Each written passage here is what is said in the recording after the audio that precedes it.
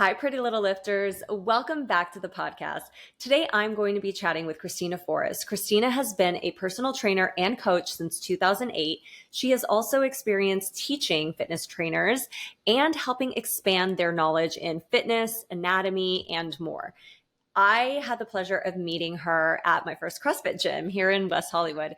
One thing I found inspiring about her is her passion for fitness, being a lifelong learner in fitness and beyond, and her dedication as an athlete. We're going to chat about education in the fitness industry. So whether you're in the fitness industry or not, you can learn something about how coaches get certified or how to be a critical consumer as a client. So let's get into this episode.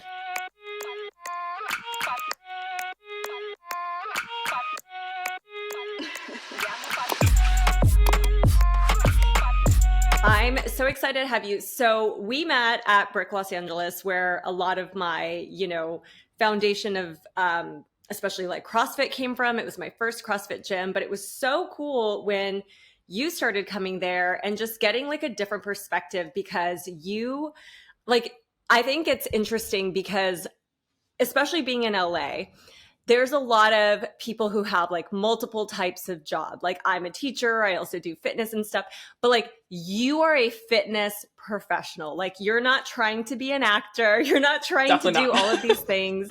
Yeah. I mean, I'm sure you could if you wanted to. I'm good, man. I'm set. But I think that's what was so refreshing about, meeting you. So could you give everyone just like a little bit of background of like how you got to where you are today in terms of your training and your business? Yeah, I work as a personal trainer. I coach a wide variety of clients, people who are like more general fitness and health clients, all the way to people who want to be really good at a specific sport or skill or movement. And I really think of myself as kind of a problem solver. Like people come to me with some sort of, fitness problem that they're trying to fix or a health problem that they're trying to fix. And I try to help them figure out the best path to that goal, whatever it might be. Been doing it for, since 2008, 2009. I started when I was in college and just like kind of like a side gig because I was like, to make a little bit of money on the side while we're in college. And then I really fell in love with it. It wasn't my plan to do fitness after college. I didn't really have a plan. And then I just fell in love with fitness. I was playing water polo and swimming at the time, but hadn't really like done much in the gym other than what was mandated by my sport. And then I was like, man, I really like this coaching business, and really started with no education whatsoever. So I'm always really empathetic to the people who are like, I'm passionate about fitness, but I don't know what I'm doing, because I was there once too. So that's a little bit about me and my background. I've been coaching ever since.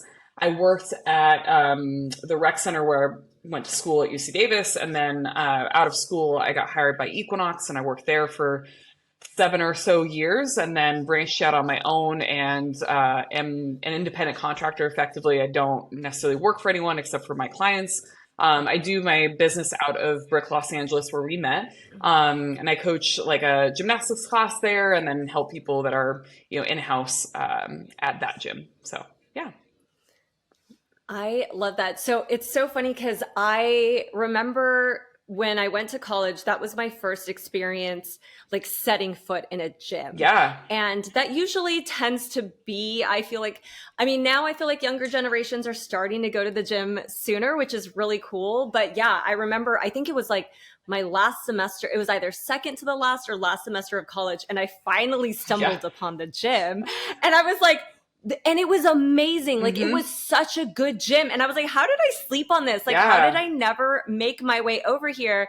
So I think it's cool that like, even at that age, you were like, hey, like, this is interesting to me. Let me like get in there and like, get experience and stuff. So what was it like? Because I have never worked in a place like Equinox that is a little more like of a chain gym establishment.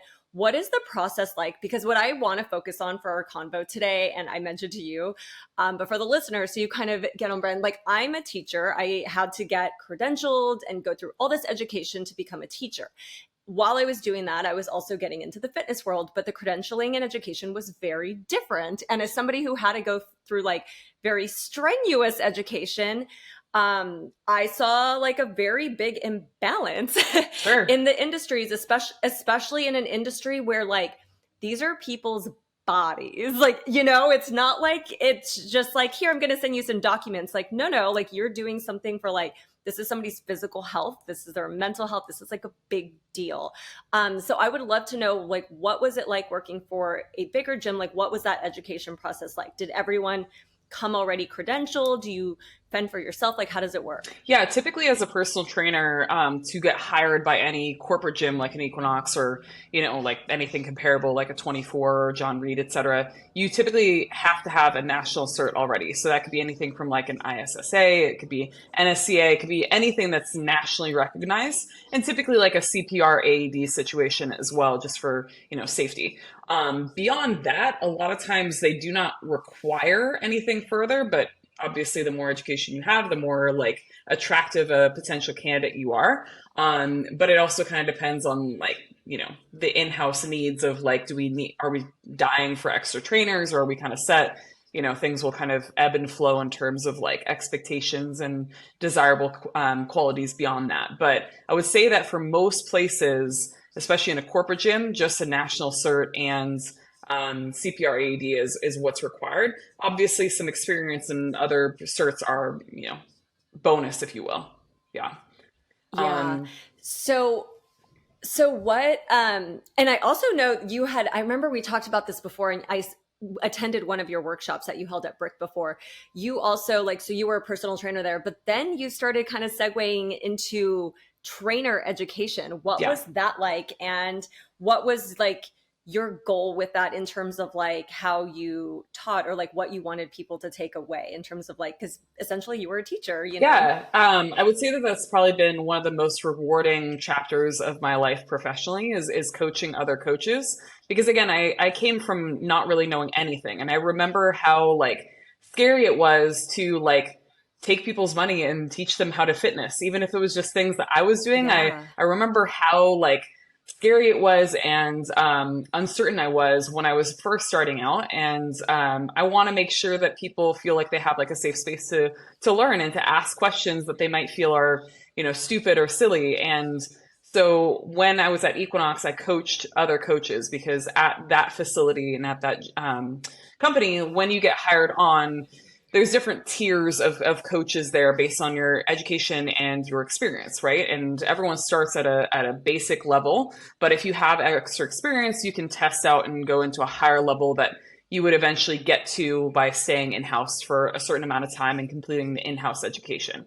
And so for the coaches, I would run some of the in-house education along with other senior members of the staff, and teach people everything from anatomy to kinesiology, program design, um, movements, selection, and quality control in terms of like how they coach their clients. But it was again one of the most rewarding parts of my professional career, because I got to really help people and see how they help their clients better as a result of the things that they learned along the way.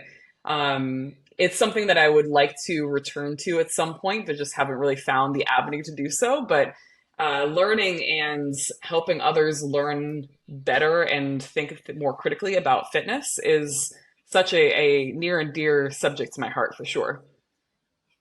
Yeah, no, I think that's so awesome because, like I said, as somebody who has had to go through extensive education and state tests and all this stuff, I was actually really surprised when I started going down the fitness route. And I was like, wait, like I just have to do this weekend course and then I can coach people? Like, what? Like, nobody's going to check my form or like, and it was so interesting to me. So I would love to kind of chat about that a little bit, especially with like, um, for example, like for teachers, if you become a teacher in the state of California, you have to go through this whole process to get a California state credential. Now, the fitness industry has not really done anything like nationally. Now, I know you said like NASM, for example, like is a nationally like um accredited and certification that you can get, but in terms of like, for example, like when in education there's like standards, like standards for every grade that you teach, like there, we don't really have that for fitness. Like, I feel like there's some like missing holes that like could benefit like the whole system, but there's not really like one governing body, which I think what makes it really challenging. So, yeah, I thought maybe we could just chat about like, what is your opinion on the state of fitness education that trainers get, and then they can just go out and coach. Yeah, I mean, I'm probably one of a couple different minds here because I can see the argument on both sides, right? Like on one end, you want things to be a little bit more accredited and kind of regulated to make sure that best practices are being upheld, that the people who are investing a lot of time and money into getting fitter, healthier, et cetera, are actually going to be in good hands and have like a good return on that investment of time and money. I'm totally sympathetic to that because I've definitely had clients who've had bad experiences before come in and they seem interested in training, but they've kind of been left with a bad taste in their mouth of their previous experience. Yeah. Because again, it's not really regulated and there's no governing body, right? That's one end of the argument, which I'm super sympathetic to. The other end of the argument is that if there's like a lot of oversight on what is and isn't taught, you get a lot of bias and a lot of dogma, right? And I think that you can see that whenever you get a certification, a lot of times there's a little bit of like talking poorly about everything that doesn't fall into that realm, right? So for example, I work at a CrossFit gym, right? And I absolutely enjoy the CrossFit methodology, but I don't believe it's for everyone. I don't think that anything is for everyone. But a lot of people in the CrossFit world kind of thumb their nose at things like bodybuilding or aesthetic training, right? If it doesn't have like functionality towards the movements that have been kind of like approved by CrossFit, people are like, that's stupid, right?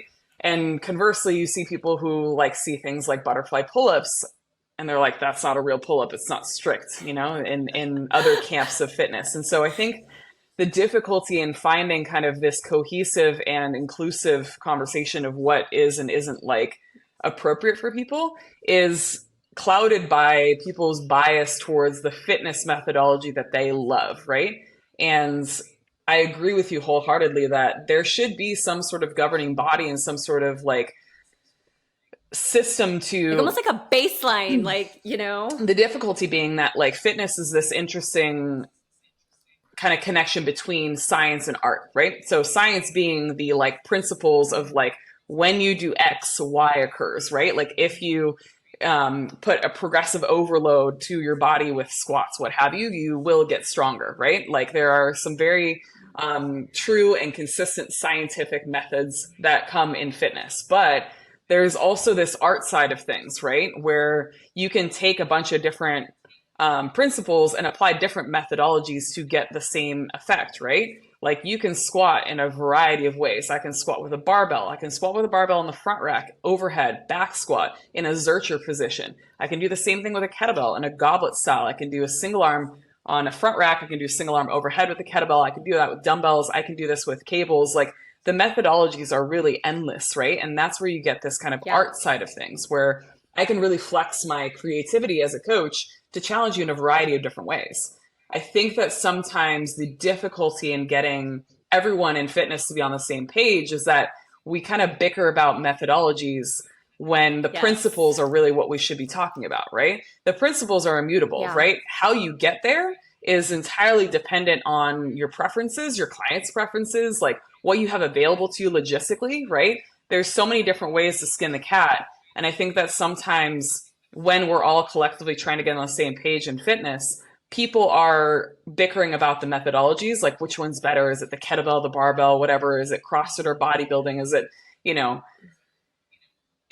it kind of clouds the conversation and takes us away from the principles of actually like helping the people in front of us to the best of our abilities. Does that make sense? 1000%. Yes. And I think you nailed it, like talking about like really everyone getting on the same page about the principles. And it's been really interesting because when I became a PE teacher, like I, went back to basics and I wanted to make sure like my students had like a foundation, and even something as simple as teaching them about like 8 movement patterns, and then finding out that like I never learned that in any of my training, like really formally learned it. Like maybe it was like sprinkled, but like not formally like, hey, everyone, here is a big principle you should know. And it's like, wait a minute, like I'm learning this as I'm studying for my PE credential. Like, Right. like Yeah, it was just like absolutely. so, like it was so interesting. And then it made me think like, wait a minute, I'm somebody who luckily is seeking knowledge and is learning this stuff and making sure I did this. But like, what if somebody didn't and Yeah. then they never. No, absolutely. I mean, I think that that's the most confounding variables in fitness, but certainly like just as human nature is that like we aren't aware of our blind spots until we have to see them, right? And so I feel like, Yeah. man, I you don't know what you don't know, and so if you don't realize, hey, like I don't have the complete picture here, and then you're forced to see that, you're like, wow, what else am I like missing here? What else am I like, Yeah. not aware of, not comprehending fully that might be affecting how I make decisions for the people in front of me, right? And again, it's Yeah. difficult because I think that like we can express fitness in a variety of different ways, and that's the fun part where like you can get really creative with your exercise selection and what stimulus you give a client. But again, there are some immutable scientific principles that really can't be shoved under the rug or forgotten here that need to be upheld. And I think that sometimes that education can be either like forgotten, not covered, or insufficient in some way. And I think that sometimes that content can be less sexy and less interesting and less easy to digest. And therefore, like Yeah. people might not have the complete picture on that front. I'll give an example just because I've been talking kind of about principles here and not really giving any context to this. Like there is a certain way that your shoulder can work, right? Your shoulder is the most mobile joint in your body in terms of like synovial joints. It can move in a variety of positions. And I would argue that there, is only a complete expression of your shoulder if you're moving it through those full ranges of motion. If you're missing those ranges of motion for mobility limitations or strength limitations, that's something that I'd like to improve for people, especially if they are, desiring a better position with that shoulder.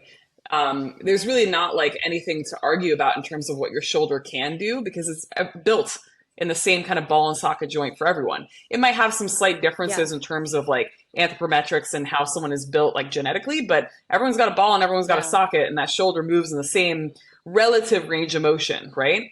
And like, again, how I ask or get you to move through that full range of motion might differ person to person. But the point being is that like humans are built very similarly, more similar than they are dissimilar. And my capacity for movement is one of those principles, right? Like how a joint is built and meant to move is, specific to that joint. For example, my shoulder can do a lot of things, but my knee is relatively speaking, comparatively much simpler, right? Yeah. And those are principles Yeah. that I think would only be beneficial to know as a coach that will, not detract from anything. It'll only make you, more deadly in terms of helping the people in front of you, right? Yeah. And this is like what's so interesting because like even what you just eloquently shared right now, like the information about the shoulder, like this is when it gets a little tricky because you have somebody that could have like a degree in kinesiology, and they might have or like anatomy and they have like so much knowledge about the body and how it moves and joints and systems and everything like that. That's not my forte. Like I didn't go to school for that. Like that's not in my wheelhouse. So definitely like when I became a PE teacher, like I was coaching before and was always trying to learn, but like that was an area where I was like, okay, that's not my expertise. I know what my wheelhouse is, but like this is something like, for example, one of my colleagues, like she did go to school for that and that's her jam, but she doesn't have my knowledge. Yeah. So it's been nice to kind of like learn from each other and kind of fill the gaps or like team teach, or like maybe I'm going to teach a weightlifting lesson for her class and then she's going to do a more anatomy like systems class for me, and then we can kind of learn from each other.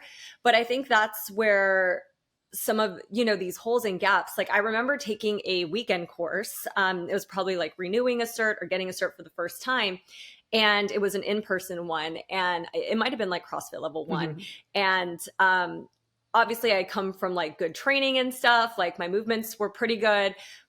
But kind of like you said, we don't want to like have a barrier be too high but also like, there were some people there that clearly needed a lot of help with movement.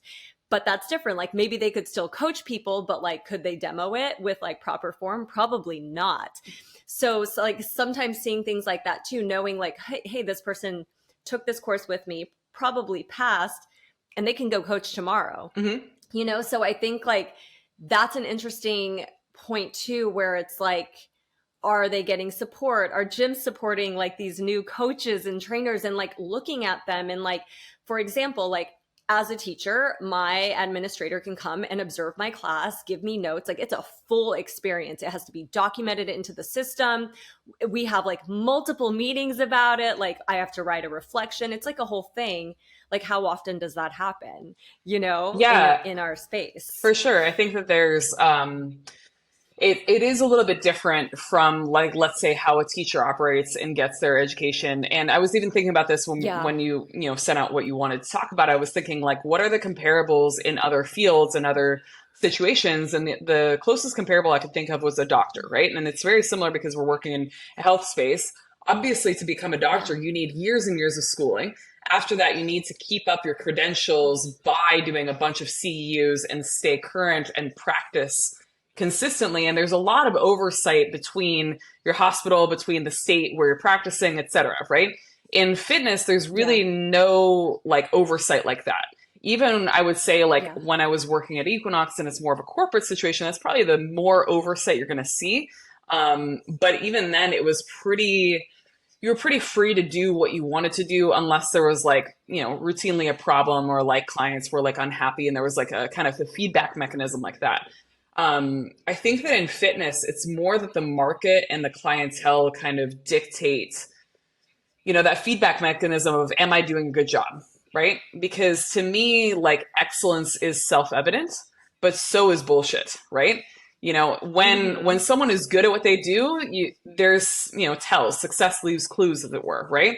And on the flip side of that, Yeah. when someone is not great at what they do, there's a lot of feedback mechanism there as well, right? And that person is not going to be successful, not going to continue to see the same clients because they're not doing the job for whatever reason, right? And so to me, this kind Yeah. of the comparable is less of like a doctor because I think that's similar to your situation as a teacher, getting a lot of oversight and a lot of check-ins and a lot of like reports and getting a lot of feedback. Yeah. It's more so that like as a fitness professional, you're getting that in like word of mouth and kind of how happy you're keeping the people in front of you. Much like let's say someone who is, I don't know, like a hairdresser on Yelp, right? Like you're getting a lot of feedback Yeah. by whether you're keeping your clientele, like you're retaining the clientele in front of you. If you're doing a good job and they come back to you or refer people to you, it's more akin to that profession than I would say a doctor or teacher. Because I was thinking about it, and I was like, man, like doctors have way more oversight and like way more education that is mandated in Yeah. order to practice or even do anything.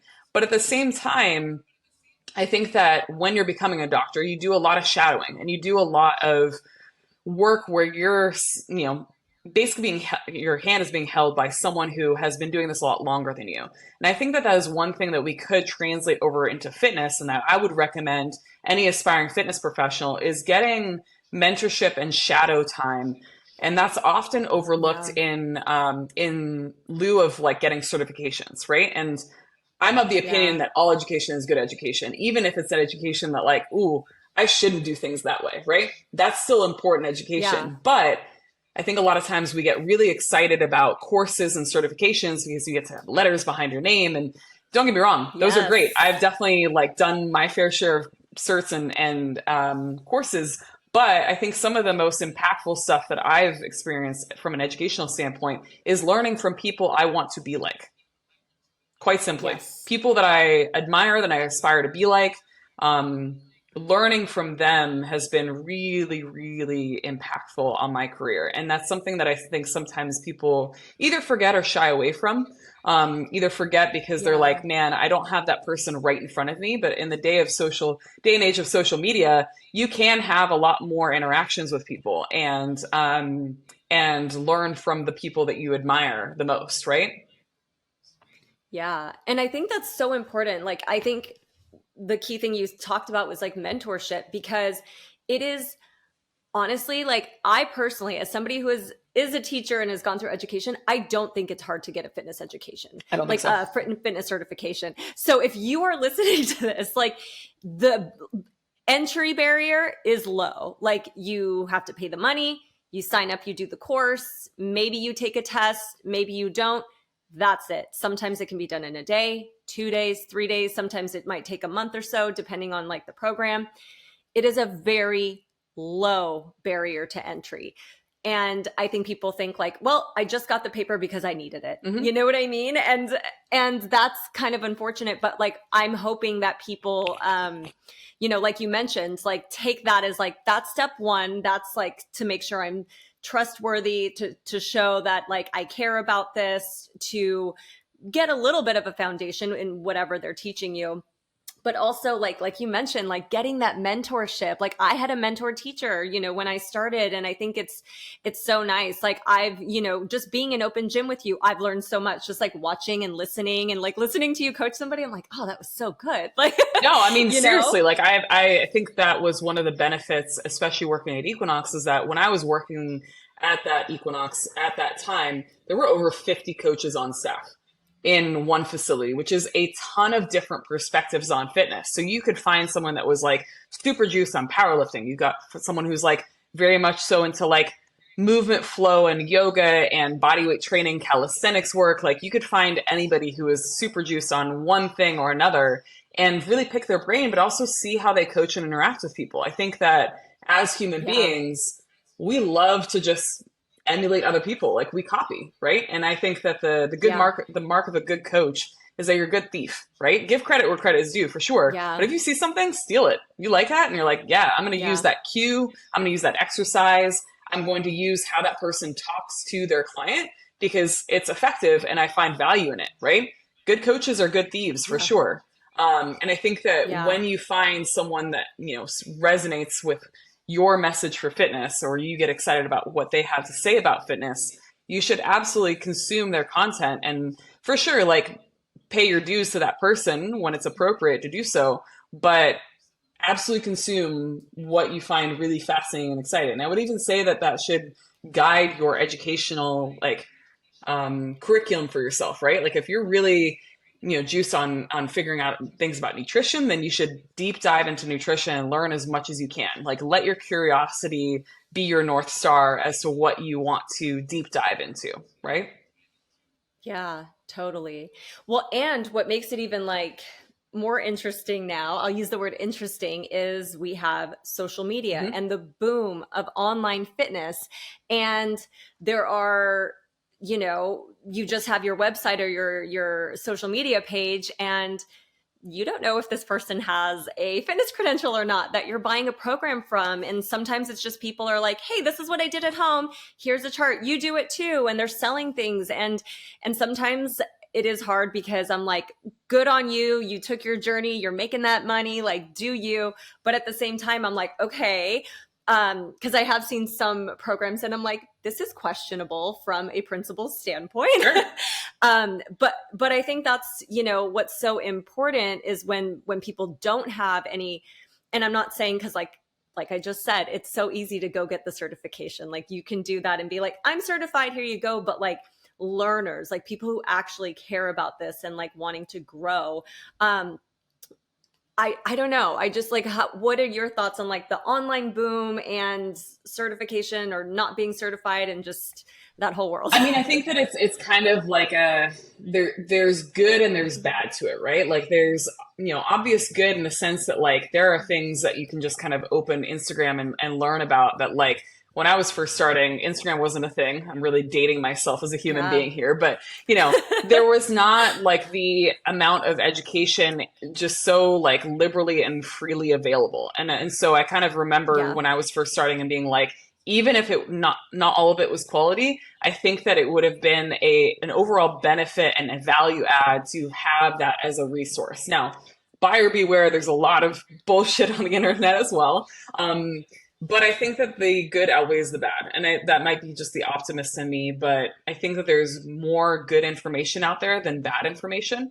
And I think that if you apply the thought process of, are multiple people saying the same thing? Like, are people that I respect and people that I admire saying the same thing? Are they all in kind of agreement? Then maybe what we're talking about is legitimate, right? If you just find like one Yeah. random person you've never heard of before saying some stuff that kind of like gets your little spidey senses tingling that this is not correct or this isn't sitting right with you, listen to that inner voice, right? But I think overall, even though there's a lot of noise on social media, on YouTube, I think that it at least gets the conversation going and we can talk about it, right? Like I have plenty of clients who are like, I was watching this YouTube video and they said X, Y, and Z. Like, what are your thoughts on it? And I would rather be able to have that Yeah. conversation than have people be like, oh, like learned it on YouTube, but I'm afraid to have, those discussions because my coach might judge me for it or might think I'm silly. Yeah. Like I would always rather have the conversation and discuss it because I think people are looking for solutions, and I think human nature is finding the fastest and easiest solution with the least amount of work. Like that is human nature, right? We want Yeah. things to be easy. I want to Hmm. just take a pill and then be like magically where I want to be in life, right? I want to get like rich quick, Yeah. whatever you want to call it. Like we look for shortcuts just as human nature. So I don't know that I would necessarily blame social media or the people that are like peddling maybe some suspicious programs online because they're preying on human, natural human tendencies, right? And I think Yeah. that we as humans sometimes have to learn for ourselves, learn and make mistakes on our own and then realize, okay, maybe that wasn't the way to do it, doing it really quick and unsustainably, whatever my goal might be. And now I need to be more serious and, actually change my lifestyle, change my habits, etc., and do the thing correctly, right? Because Yeah. I don't think that even if there was no like bullshit like science on social media, I think that people would still look for that, quick result and easy way out of things rather than doing the work. Because again, I think it's human nature. I don't think that it's people like being Yeah. like willfully lazy. I think it's just that people naturally look for the easiest solution, which I don't think is necessarily wrong. We're just, energy conservers as human beings, right? Yeah. But that's a little Yeah. tangential. I hope I didn't go too far into the weeds there. No, no, no. Yeah, it's really interesting because it's one of those things where I like you, I've had, students say, "Hey, I saw this thing and this woman was saying, "Oh, you shouldn't, do this exercise overhead because you don't want traps and da da."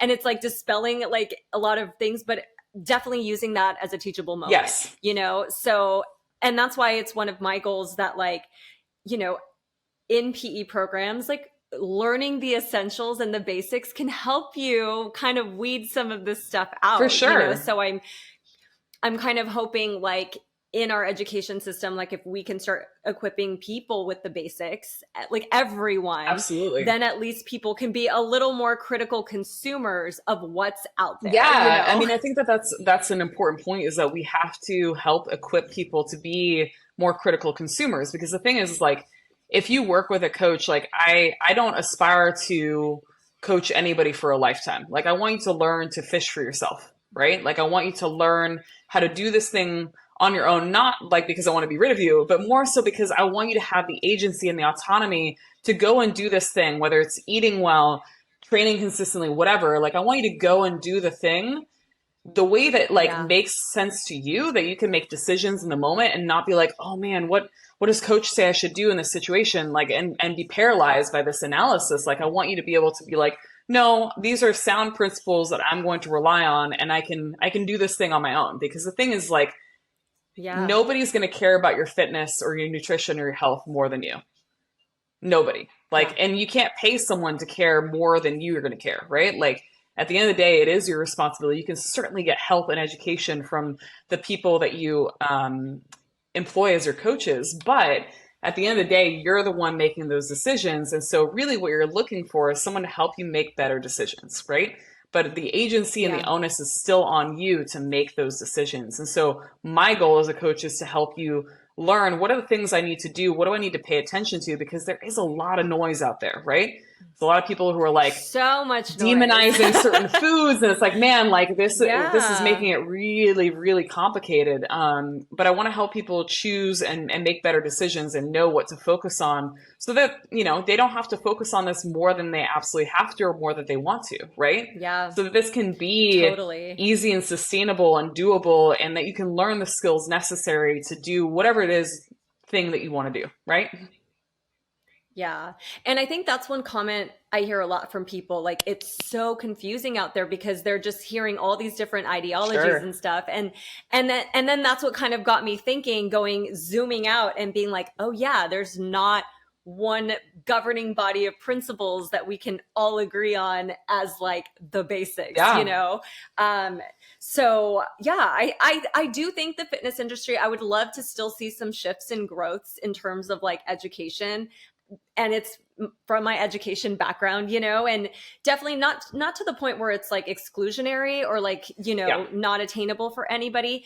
I just think like collectively, like being like, can we agree these are the principles? Can we agree this is how the body works? Can we agree on these scientific studies? Like, to just kind of form a base Yeah. level so that, you know what I No, mean? absolutely. I think that again, I can't help but compare, like, 10 years ago, for example, because the fitness climate Yeah. is entirely different, right? Like 10 years ago, there's Oh no like yeah.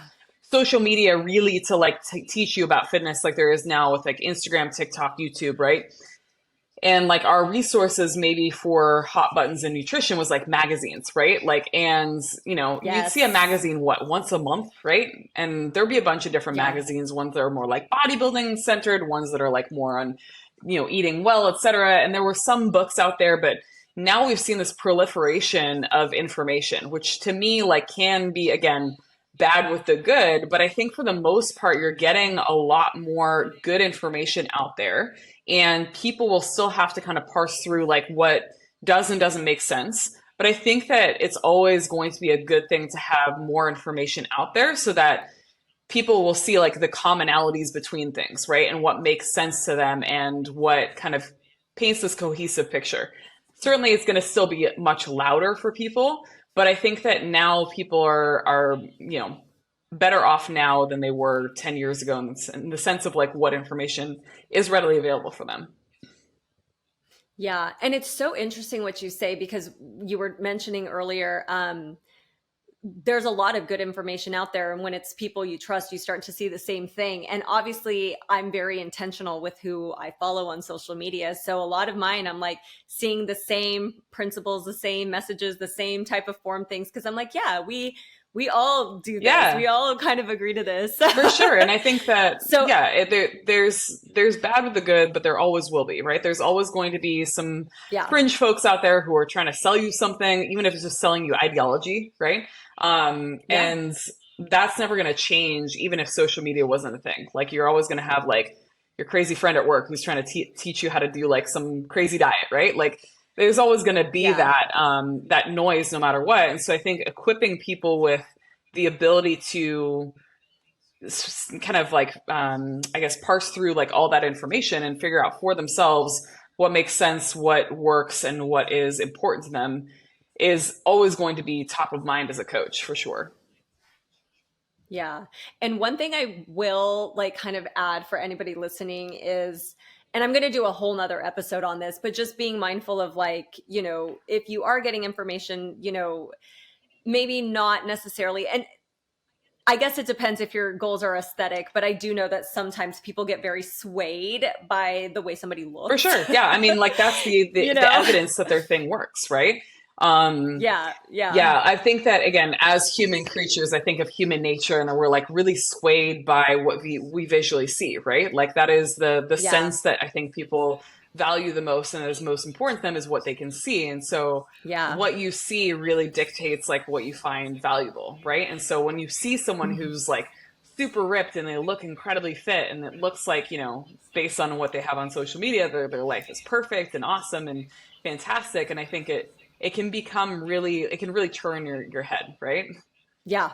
Totally. Yeah. Yeah, definitely Because this something to think person's about. figured it out, right? Yeah. Yeah, But I you're think like that, they have the secret yeah, they sauce. have the thing, right? And so I think that the advice that I would give people, and certainly have had this conversation with clients who are like, I just want to have abs, right? And, they see someone, selling an ab program, and this person is selling you a program and has always kind of genetically had like visible abs, right? To Yeah. me, like the mark of success in someone is, can they take someone that looks like you into where you want to go? Because if they can't take you from where you're at now to where you want to be, they can only take people who are already where they want to be and just make them a little bit better. I don't know that that's the Yeah. mark of someone who's, going Yeah. to be able to help you, right? Like if I want to get from Yeah. A to B, and the coach I'm looking at is only dealing with people who are already at B, they're not going to be able to help Yeah. me get from A to B because they don't know necessarily how to do that, potentially, right? Yeah.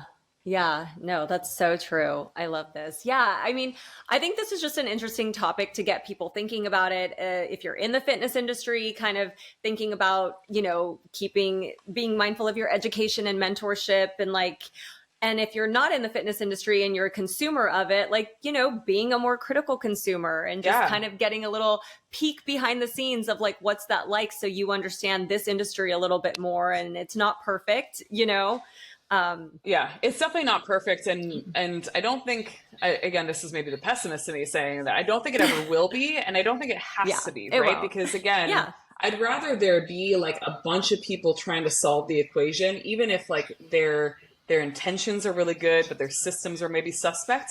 I'd Yeah. rather that than like a deficit in people trying to help solve the fitness equation, right? Like the Yeah. people who are in the fitness world, even if they're not like great at it, they're not super credentialed, they're definitely passionate about it, right? Like, and I don't think that Yes. like that's necessarily a bad thing as long as they're not, and that things are kind of in check for sure. But I think I'm Yeah. of the opinion that when there's more people helping solve the fitness problem, I think it's always going to be a good thing. And again, like I think that Yeah. consumers kind of dictate whether or not someone is successful, right? Because if you can't consistently help a wide variety of diverse set of people in front of you, you're not going to be successful at the end of the day. You're not going to make enough money Yeah. to make this a thing. And then, you may find that fitness is not for you. So I do think that it does Yeah. weed people out. The unfortunate thing is that it Yeah. often weeds people out at the expense of those clients who are not getting the results they're looking for, which is a bummer for sure. Yeah, definitely. Yeah, I mean, I feel like we could talk about this for like hours and For hours sure. because there's just so many there's Yeah. so many avenues and stuff to think about. But I think it's just interesting to get the conversation like started and just get some wheels turning Yeah. and like you mentioned, like if you are passionate about fitness and like that's something you want to do, like yes. Yeah. And like keep learning, keep doing things, and seek out education to not only make yourself a better coach, but like to serve the people that you want to help. Yeah, for sure. I Um, mean, I think that on like I would look at it from two perspectives. One is like if I'm a client looking for coaching, right? Or like fitness instruction in any variety of ways, right? I want yeah, to like having conversations with people that you're looking to trust with your fitness is always free. And if someone gives you like any sort of pushback on that, maybe it's not the situation for you, but you should be able to talk to someone and ask like, have you helped people that look like me get to where I want to be? Like, can you talk to me about your fitness experience, et cetera? You can have conversations and then from there decide whether the person in front of you is the right fit for the job. Effectively like an interview, right? Because yeah, again, being a conscious consumer, I should be taking in more information before I make any decisions, especially any financial ones that are kind of locking me into anything, right? Try it yeah, on for size, take it for a spin, if you will, right? On the coaching side, if I'm looking to improve my education, maybe I am that person who's just gotten the national cert and kind of overwhelmed with all the things I can learn from. Keep in mind that like there is a wide variety of places that I can learn and grow from in my fitness education. It's not just certs and courses, though those are really important. Like I said, mentorship with people that you find valuable in the fitness world or whose message resonates with you, shadowing those people, getting any sort of like podcasts and books and social media accounts that you want to follow. There's a wide variety of ways that you can learn, and you can certainly set up your environment to learn as much as you want to, right? That Yeah. is the benefit and kind of like the um, excuse negator of the world, because like you can't be like, oh, I don't know where to find this information. Like you can Google it and you can Yeah. learn if you're self-starting enough, right? But I think that Yeah. sometimes coaches will be like, oh, they'll look at the ticket price for a certification, right? And they're like, man, that's super expensive, right? And I agree that there are some that are really expensive out there, but Yeah. having done my fair share of certs and education that has cost quite a bit of money, I don't know that I've ever regretted spending that money. It's not always been easy to do so. Let me be clear. Like there were times where I was Yeah. first starting out that it was tough to make that decision financially, but I've not regretted any of the education I've done. And I firmly believe that if you're a coach, you effectively run your own business. And any good business worth their salt will reinvest some of those profits back into the business, right? 100%. Yeah. And I think that sometimes coaches are only looking for free education or education that aligns with the things that they already believe, things that are Yeah. easy, effectively, not only financially, but emotionally to learn. And I think that you'll miss a lot of the mark in that way. Or they'll shy away from, like, let's say, like learning the hard sciences, right? Lucky that you have a Yep. friend who can kind of scratch your back while you scratch hers in terms of her teaching Uh-huh. you anatomy and kinesiology, which is not easy to learn, but is so Yeah. worth it, right? It's worth that struggle for sure. And so, yeah, I would say from the client perspective, asking good questions and talking to people and observing if you can. And then from the coaching perspective, not never being satisfied, but kind of continuing to set up your environment to always be learning something new and growing as a coach and as a human. Yeah, no, I love that. I mean, we always like at school preach about like being a lifelong learner, and Yeah, that's kind of our thing with education. So I think in any field, you don't want to be stagnant. You want to be the forefront. You want for to keep sure. going. Yeah, No, I love that. No, that's awesome. I have one final question yeah, to ask for you that I sure. ask all my guests, and it's what advice would you share with your teenage self and teens today? You when we first like confirmed doing this, you sent me an email, or like it was an automated email saying that you were going to ask this question, and I was like, man, I really want to sit with it, because I think it's really easy to like say something really cliche in this moment, and I wanted to make sure that it was something that had like impact and meaning, and it wasn't just like a follow your dreams or something, you know, that's been said a I thousand love it. times. And I think the thing that came to me is this, like whether it's a teenage self or even as an adult, take the time and invest the time and energy into learning who you are. I am a very introspective person by nature, but I think that in today's day and age, there are a lot of competing values and competing, let's say, competing agents for your attention and your interests, right? Social media, your parents, your peers, your friends, like people who are just on the internet, whatever. A lot of people are going to tell you what to do, who you should be, what you shouldn't do, what you should care about, like how to move through the world. And I think that if you blindly chase and follow those things, you may never find satisfaction in life. And the great tragedy in life to me is not knowing who you are. And so Yeah. what I would say is it is a process, and it's probably a never ending process of learning who you are, what you value, what's important to you, but it is very much so worth it. It will not be Yeah. easy. It will not be quick. And sometimes you'll get it wrong and you'll be like, man, I've been really caring a lot about X, Y, and Z, and it's not really who I am. And you'll find like you've wasted a lot of time and energy on something that maybe isn't who you are at your core. But it is something that I would say to have on your radar, to always be thinking critically about who I am, what's important to me, what do I want to stand for, who am I not, because that's equally important. What you're not interested in and what you don't stand for is sometimes more important than what is important to you. But it can be Yeah. really confusing at times because there's a lot of competing values, right? Like what your parents Yeah. say you should do, what your friends say you should do, what social media shows you as being important or valuable. And so it's hard to parse through all of that and all of that noise and figure out what is important to you. But I would just say do the work in figuring out what is valuable to you, what's important to you, and at the end of the day, who you are, because that will guide you more than anything else in life.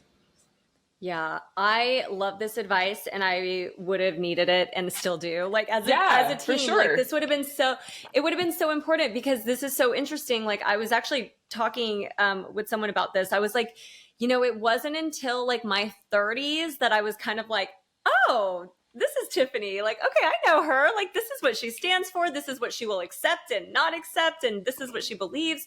And it's like, that was like in my 30s, you Yeah. know? And like, I think kind of going to what you were saying is like being open, but in a weird way, like having blinders on in a sense, just to block out a little bit of the noise, right? Yeah, it's quite the paradox because yeah, you have to be open to experiences, but kind of like steadfast in your own thought process. And so it's this Yeah. weird mix of things, and you're probably going to teeter one way and teeter the other way, you know, and get it wrong sometimes. Part of learning is making mistakes, certainly, but I think Yeah. being able to sit with discomfort and how something makes you feel, and really kind of being curious all the time about why you feel the way you feel is valuable, but not easy for sure. Yeah. Definitely not Yeah. easy. You also hit on something of like, why you mentioned something about like, is this what my parents or society has had me learn or believe, or is Yeah. this what I think? And I feel like I'm still unpacking some of that. Yeah. You know, I'll catch myself sometimes about to do something. I'm like, I don't even want to do this. Like, Hmm. why am I doing this? Or like, this is not what I think. Like, I don't need to do this because everyone in society does this. Like, I'm Yeah. okay. No, I mean it's a lifelong thing because those Yeah. forces outside of you are going to be ever present, right? They may shift in time which part of it is important. Like maybe when you're still living in your parents' place, like their Yeah. opinions are going to be stronger than say when you're a self-sufficient adult, but there's always going to be some pushes and pulls from outside of you that will try to steer you in a certain direction. And some are not nefarious and it's just kind of the way of life. But I think sitting with what is important to you, what you value, and like what you want in life, and really trying to figure that out on a perpetual basis is valuable advice that I wish I certainly had when I was younger, and certainly Yeah. something I have to remind myself every now and again, even today.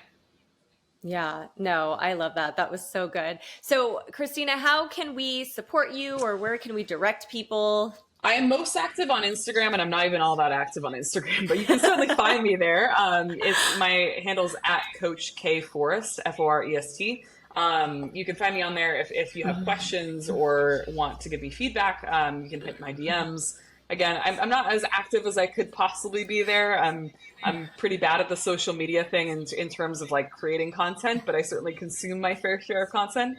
But I'm on there if anybody wants to reach out, feel free to do so. And honestly, if you want some like fitness inspo, you need to go see her There's only Instagram like 10 page. videos, but you know, yeah, there's But some. still, There's, they are amazing. The prettiest ring muscle ups ever. And no, like it's so cool like to see your journey as an athlete and coach. I think you are so smart. You're one of the smartest coaches that I know. And I love what you do. And hopefully, you know, in the future, you can do some more, you know, coaching for coaches. Yeah, I think absolutely. you're awesome. You're awesome at it. And I was lucky to get to take one of your brick workshops. But yes, everyone go check her out. And thank you, Kristina, for your time and for being on the podcast. I appreciate you so much. Of course. Thanks for having me, Tiffany. And we will talk to you next episode. Bye.